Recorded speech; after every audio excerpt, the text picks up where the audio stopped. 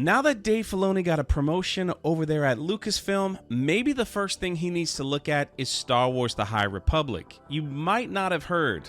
Actually, not a lot of people have. They have just launched their Phase 3. And some of you are probably like, what, Phase 3? Whatever happened to Phase 2? Well, the sales numbers have been out and they are terrible.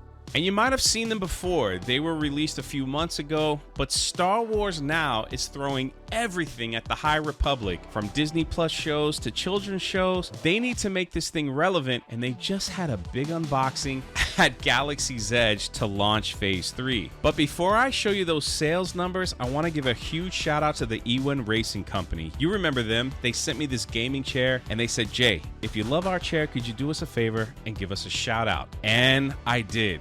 I'm a bigger guy, 6'4", 270, and this chair holds up to 400 pounds. And it's a little broader if you got those broader shoulders. It's got the 2D armrest, and I loved it. Other companies have sent me chairs before, and I didn't like them. But you guys know I like this chair, so I'm a man of my word. They are having a massive Black Friday sale. And if you use code 3PO, you will save 25% on your purchase. But you only got a few days. The link is in the top of the description and in the pinned comment. There's one for the US store and one for the Canada store. So check them out, go to the website, use code 3PO, and get yourself an amazing gaming chair. Some of you might not even know what the High Republic is, but this article breaks it down kind of nicely. The High Republic began as a multimedia project known as Project Luminous. 5 authors, there are the authors' names right there, were brought together to tell a new interconnected story outside of the Skywalker saga. The time period of the story they settled on became known as the High Republic, which is told in 3 phases. This was supposed to be the next big thing for Lucasfilm, where they were going to do spin-off series and everything else. But an article written in June 26, High Republic Low Sales, talks about the terrible trend and how the bar graph is moving in the wrong direction because people just don't seem to care. The very first High Republic book that came out in Phase 1, The Light of the Jedi, in January 5th, 2021, sold 150,000+ copies. Now, what you're seeing here is hardcover and softcover sales. And I will say this, the number might have gone up slightly since this reporting. But all you have to do now is scroll through the other books that came out. You could see the dip here, 60,000, 35,000,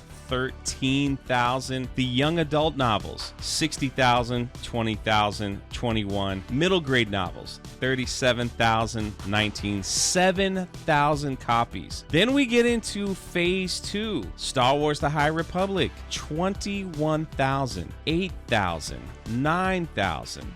The young adult novels, 11,000 sold, 5,000. I mean, look at this last one here. Star Wars: The High Republic, Quest for Planet X, a measly 2,986. And I will say this one more time. Those numbers could have slightly gone up since this report was released. The report summarizes that this is a 90 to 95% drop in sales from the very first book to what they have now. That is insane. Somebody needs to sit back and say, okay, something's going wrong here because people have walked away. Nobody cares about this series. What are we doing? If you keep reading this report, they also talk about the doomed Galaxy's Edge novel and how they had a table set up at Dragon Con and not one person came and not one book was sold. One of the problems you had with this before it even got started was one of the authors insulted the fan base. She even insulted legacy characters such as Lando Calrissian. But I just think it's like, that was for me the most exciting thing, is because, you know, as a kid I got Lando and then I got Mace Windu. Like, Mace Windu was solid, at least he was a Jedi instead of like a guy who was just trying to get into Leia's trousers.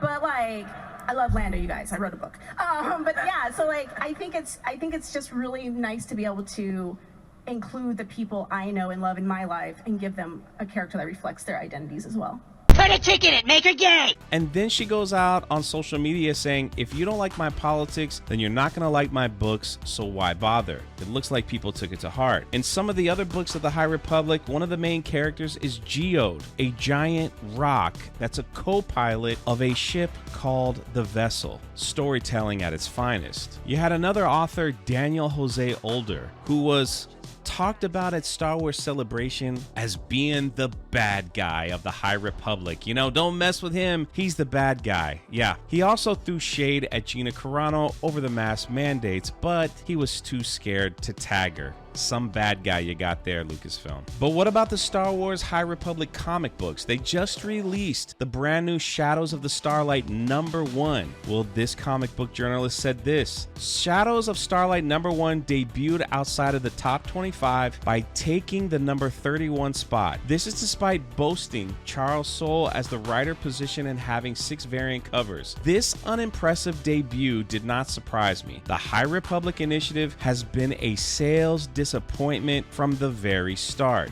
Now, there's other Star Wars comics that are doing much better. Bounty Hunter series and the Darth Vader series seems to be at the top, but none of those titles even cracked the top 25. Star Wars is such a damaged brand that people have walked away. It is crazy to see the sales numbers for these books after a massive social media push. You gotta understand, Star Wars has millions of followers on all their social medias. They even made teaser trailers for these books, and some of these books barely sold 3,000 copies. And you need to remember, way back when, during the EU, they never got that kind of push, and those numbers are a lot better than what we're seeing here. Also, shout out to all the independent artists out there that are doing better than a Star Wars book. So now we're at phase 3, the final phase of Star Wars The High Republic. And what are they going to do to save this series? Well, first, they're going to do a giant launch at Galaxy's Edge, here with the new Star Wars hilt and a book from a character that nobody knows. So if you spend about $400, this wonderful looking Star Wars lightsaber can be yours. They have only a limited supplies, so make sure you grab yours today. Also,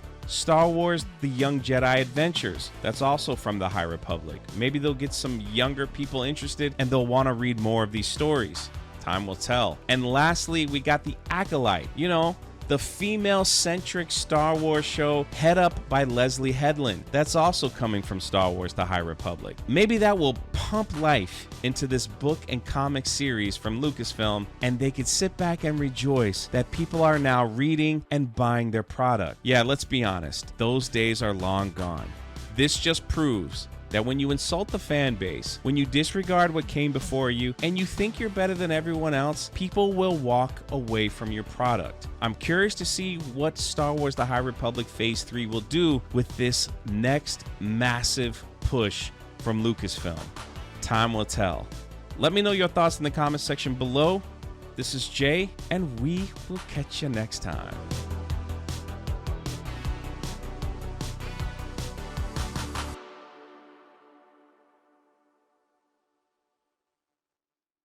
Put a ticket in, make her gay!